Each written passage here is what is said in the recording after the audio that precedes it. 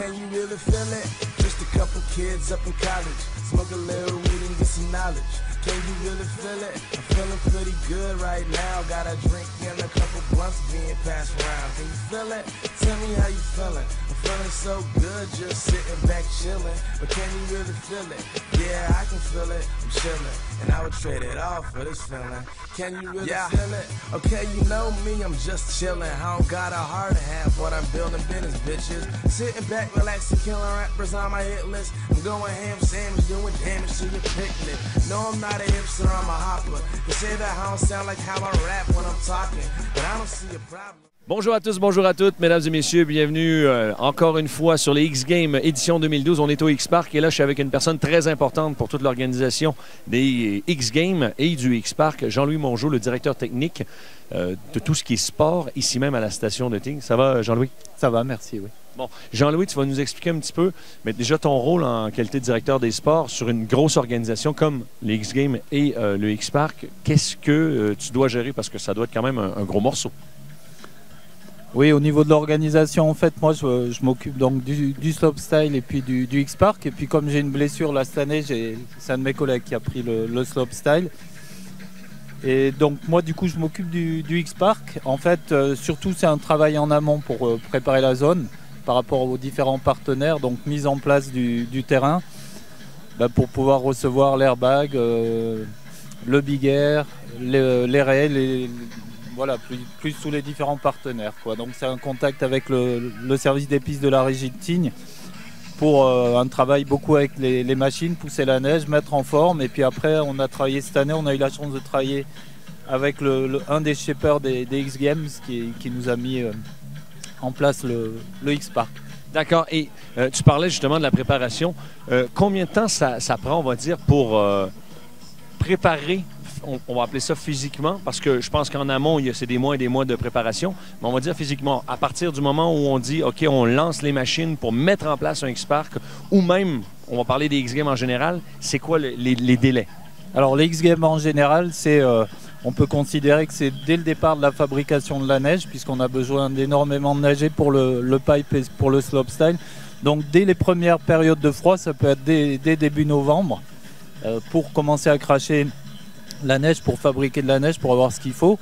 Après, spécifiquement au niveau des X-Games, au niveau du pipe, il commence à travailler début décembre, dès qu'il y a assez de neige, pour servir un pipe pour début janvier. L'objectif, c'est début janvier, un pipe à peine plus petit que le pipe qu'on aura après pour les X. Donc ça travaille très tôt dans la saison. Plus pousser de la neige sur le slopestyle, ça se fait dès qu'on a des quantités de neige. Donc dès mi-décembre aussi bien on commence à pousser. Après le X-Park, c'est un petit espace. En fait ça va assez vite dans la mesure où on est sur le stade de l'école de ski qui est donc utilisé jusqu'au samedi qui précède les X-Games. Nous on récupère le stade le samedi après-midi et on a une dizaine d'heures de machines, pousser la neige plus chef des kickers, etc. D'accord. Et avec une météo aussi exceptionnelle que celle qu'on a cette année, parce que l'an dernier, on y était, il y a une journée où ça a neigé un petit peu à l'horizontale, donc la neige devait tenir un petit peu mieux. Il y a beaucoup d'entretien la nuit pour remettre ça en place. Oui, ce qu'il faut considérer cette année, c'est un peu exceptionnel. On a des conditions printanières. Il y a pratiquement un mois d'avance par rapport aux températures. Donc on se retrouve avec une qualité de neige en fait qu'on retrouve normalement à mi-avril. Donc c'est des neiges de printemps. Donc c'est clair qu'il faut bien fraiser, bien retravailler la nuit. Par contre, le matin, on se retrouve avec des neiges relativement dures.